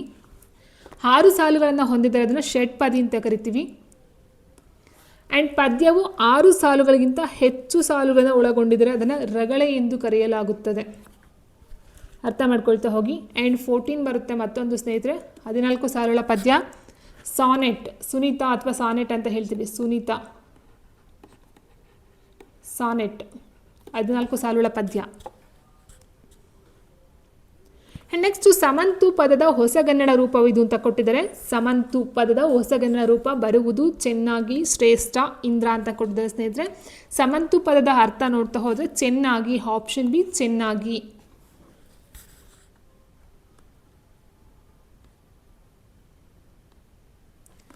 ಇವರು ವಿಕ್ರಮಾರ್ಜುನ ವಿಜಯಂ ಕೃತಿಯ ಕರ್ತೃ ಆಗಿದ್ದಾರೆ ಅಂತ ಕೊಟ್ಟಿದ್ದಾರೆ. ಯಾರು? ರನ್ನ, ಜನ್ನ, ಪೊನ್ನ ಮತ್ತು ಪಂಪ. ನೋಡಿ ಸ್ನೇಹಿತರೆ, ವಿಕ್ರಮಾರ್ಜುನ ವಿಜಯ ಮತ್ತು ಆದಿಪುರಾಣವನ್ನು ಬರೀತಾರೆ. ಆದಿಪುರಾಣ. ಸೊ ಕನ್ನಡದ ಮೊಟ್ಟ ಮೊದಲ ಕಾವ್ಯ, ಮಹಾಕಾವ್ಯ ಅಂತ ಹೇಳ್ಬೋದು ಸ್ನೇಹಿತರೆ. ಕಾವ್ಯ ಬಂದು ಕನ್ನಡದ ಮೊಟ್ಟ ಮೊದಲ ಕಾವ್ಯ ಆದಿಪುರಾಣ ಆಗಿರುತ್ತೆ. ಆದಿಪುರಾಣ ಪ್ಲಸ್ ವಿಕ್ರಮಾರ್ಜುನ ವಿಜಯ ಎರಡೂ ಸಹ ಬರೆದಿರ್ತಕ್ಕಂಥವ್ರು ಪಂಪ ಆಗಿರ್ತಾರೆ. ಓಕೆ, ಸೊ ಇವೆರಡೂ ಸಹ ಚಂಪು ಕಾವ್ಯಗಳಾಗಿರ್ತವೆ. ಇನ್ನು ನಾವು ನೋಡ್ತಾ ಹೋದರೆ ರನ್ನ ಏನಿದಾರೋ, ರನ್ನ ಬರ್ತಕ್ಕಂಥದ್ದು ಸಾಹಸ ಭೀಮ ವಿಜಯ. ಇದರ ಮತ್ತೊಂದು ಹೆಸರು ಗದಾಯುದ್ಧ. ಆಗಿರುತ್ತೆ. ಅದರ ಜೊತೆಗೆ ಅಜಿತ ಪುರಾಣ ಇವೆರಡನ್ನ ರನ್ನರವರು ರಚನೆ ಮಾಡ್ತಕ್ಕಂಥದ್ದಾಗಿದೆ. ಸಾಹಸ ಭೀಮ ವಿಜಯ ಮತ್ತು ಅಜಿತ ಪುರಾಣ ಬಂದು ರನ್ನವರು ರಚನೆ ಮಾಡ್ತಕ್ಕಂಥದ್ದು. ಇನ್ನು ಪೊನ್ನರವರು ಯಾವುದನ್ನು ರಚನೆ ಮಾಡ್ತಾರೆ ಅಂದರೆ ಶಾಂತಿ ಪುರಾಣ. ವೆರಿ ಇಂಪಾರ್ಟೆಂಟು ಸ್ನೇಹಿತರೆ, ಶಾಂತಿ ಪುರಾಣ. ಅದಕ್ಕಿಂತ ವೆರಿ ಇಂಪಾರ್ಟೆಂಟು ಜನ್ನದ ರಚನೆ ಮಾಡಿರ್ತಕ್ಕಂಥದ್ದು ಯಶೋಧರ ಚರಿತೆ ಆಗಿರುತ್ತೆ. ಸೊ ವೆರಿ ಇಂಪಾರ್ಟೆಂಟ್, ಇದು ಸಹ ತುಂಬ ಸಲ ಕೇಳ್ತಾರೆ ಸ್ನೇಹಿತರೆ. ಸೊ ನೋಡ್ಕೊಳ್ತಾ ಹೋಗಿ. ಸೊ ಇನ್ನು ಇಷ್ಟು ಬಂದು ಇವ್ರಿಗೆ ಸಂಬಂಧಪಟ್ಟಂತೆ ಇವರ ಕಾಲಕೃತಿಗಳು ಮತ್ತು ಇವರು ಯಾವ ಒಂದು ರೀತಿಯಲ್ಲಿ ಕಾವ್ಯಗಳನ್ನು ರಚನೆ ಮಾಡಿದ್ದಾರೆ ಅಂತಕ್ಕಂಥದ್ದು ಆಗಿರಬಹುದು, ಯಾವುದರ ಮೇಲೆ ರಚನೆ ಮಾಡಿದ್ದಾರೆ ಅಂತಕ್ಕಂಥದ್ದು ಆಗಿರಬಹುದು. ಮತ್ತು ಇನ್ನೊಂದು ಸ್ನೇಹಿತರೆ, ಇವರು ಯಾರ ಆಶ್ರಯದಲ್ಲಿ ಆಶ್ರಯ ಪಡ್ಕೊಳ್ತಾರೆ ಸಹ ಅಷ್ಟೇ ಇಂಪಾರ್ಟೆಂಟ್ ಆಗಿರುತ್ತೆ ಸ್ನೇಹಿತರೆ. ನೋಡಿ, ವಿಕ್ರಮಾರ್ಜುನ ವಿಜಯ ಬಗ್ಗೆ ಹೇಳ್ತಕ್ಕಂಥ ಪಂಪ ಭಾರತವೆಂದೇ ಪ್ರಸಿದ್ಧಿ ಪಡೆದಿರ್ತಕ್ಕಂಥ ವಿಕ್ರಮಾರ್ಜುನ ವಿಜಯಂ ಕೃತಿಯನ್ನು ಪಂಪನು ಚಂಪು ಕಾವ್ಯ ರೂಪದಲ್ಲಿ ಬರೆದಿದ್ದಾನೆ. ಪಂಪನು ಚಾಲುಕ್ಯ ಅರಸು ಅರಿಕೇಸರಿ ಆಸ್ಥಾನದಲ್ಲಿ ಇವರ ಆಶ್ರಯ ಪಡ್ಕೊಳ್ತಕ್ಕಂಥದ್ದು ಆಗಿರುತ್ತೆ. ಚಾಲುಕ್ಯರ ಇಮ್ಮಡಿ ಅರಿಕೇಸರಿ. ಪಂಪನು ವಿಕ್ರಮಾರ್ಜುನ ವಿಜಯ ಬರೆದದಕ್ಕೆ ಅರಿಕೇಸರಿಗೆ ಪಂಪನಿಗೆ ಧರ್ಮಪುರ ಎಂಬ ಗ್ರಾಮವನ್ನು ದಾನವಾಗಿ ನೀಡಿದ್ದಾನೆ. ನೋಡಿ, ಇಲ್ಲಿ ನಾನು ಆಲ್ರೆಡಿ ಹೇಳಿದಾಗ ಏನಾಗುತ್ತೆ ಅಂತ ಹೇಳಿದ್ರೆ, ಚಾಲುಕ್ಯ ಅರಸು ಅರಿಕೇಸರಿಯ ಆಸ್ಥಾನವನ್ನು ಪಡ್ಕೊಳ್ತಕ್ಕಂಥದ್ದು ಇವರ ಆಶ್ರಯ ಆಗಿರುತ್ತೆ. ಸೊ ಈ ಚಾಲುಕ್ಯರ ಇಮ್ಮಡಿ ಅರಿಕೇಸರಿ ಏನು ಮಾಡ್ತಾನೆ, ಪಂಪನ ರಚನೆ ಮಾಡಿರ್ತಕ್ಕಂಥ ವಿಕ್ರಮಾರ್ಜುನ ವಿಜಯ ಕೃತಿಗೆ ಅವನಿಗೆ ಧರ್ಮಪುರ ಅಂತ ಒಂದು ಗ್ರಾಮವನ್ನು ಸಹ ದಾನವಾಗಿ ಕೊಡ್ತಾನಂತೆ. ಸೊ ವೆರಿ ಇಂಪಾರ್ಟೆಂಟ್, ನೋಡ್ಕೊಳ್ತಾ ಹೋಗಿ. Last question. ಷಟ್ಪದಿಯ ಬ್ರಹ್ಮ ಎಂದು ಪ್ರಸಿದ್ಧರಾಗಿರುವ ಕವಿ ಯಾರು ಅಂತ ಕೇಳಿದರೆ ರಾಘವಾಂಕ, ಜನ್ನ, ಪೊನ್ನ ಮತ್ತು ಆಂಡಯ್ಯ. ಷಟ್ಪದಿಯ ಬ್ರಹ್ಮ ಆಪ್ಷನ್ ಎ ರಾಘವಾಂಕ ಆಗಿರ್ತಾರೆ ಸ್ನೇಹಿತರೆ. ನೋಡಿ, ಇಲ್ಲಿ ರಾಘವಾಂಕನ ಎಲ್ಲ ಕಾವ್ಯಗಳು ವಾರ್ಧಕ ಷಟ್ಪದಿಯಲ್ಲಿ ರಚನೆ ಆಗಿರೋದ್ರಿಂದ ಸೊ ಇದನ್ನು ಏನಂತ ಕರೀತಾರೆ, ಷಟ್ಪದಿಗಳ ಬ್ರಹ್ಮ ಅಂತ ಕರೀತಾರೆ. ಬಟ್ ವೀರೇಶ ಚರಿತೆ ಅಂತಕ್ಕಂಥ ಒಂದು ಕೃತಿ ಮಾತ್ರ ಉದ್ದಂಡ ಷಟ್ಪದಿಯಲ್ಲಿ ರಚನೆಗೊಂಡಿದೆ. ವೆರಿ ಇಂಪಾರ್ಟೆಂಟ್ ಸ್ನೇಹಿತರೆ, ಇವರ ಎಲ್ಲ ಕೃತಿಗಳು ವಾರ್ಧಕ ಷಟ್ಪದಿ ರಚನೆ ಆದರೆ ವೀರೇಶ ಚರಿತೆ ಅಂತಕ್ಕಂಥ ಉದ್ದಂಡ ಷಟ್ಪದಿಯಲ್ಲಿ ರಚನೆಗೊಂಡಿದೆ. ಸೊ ಹಾಗೆ ಡೆಫಿನೆಟ್ ಆಗಿ ಈ ಥರ ಕ್ವೆಶನ್ಸ್ನ ಕೇಳ್ತಾ ಹೋಗ್ತಾರೆ. ಆ್ಯಂಡ್ ಇವರಿಗೆ ಇದ್ದಂಥ ಬಿರುದುಗಳಂತ ಹೇಳಿದಾಗ ಚತುರ ಕವಿ ರಾಯರ ಹಂಪೆಯ ಹರೀಶ್ವರನ ವರಸುತನು ಎಂದು ಎನಿಸ್ಕೊಂಡಿದ್ದಾನೆ. ಚತುರ ಕವಿ ರಾಯರ ಹಂಪೆಯ ಹರೀಶ್ವರನ ವರಸುತ ಅಂತಕ್ಕಂಥ ಒಂದು ಬಿರುದು ಇವನಿಗೆ ಸಿಕ್ಕಿದೆ. ಅದರ ಜೊತೆಗೆ ಕವಿ ಶರಭ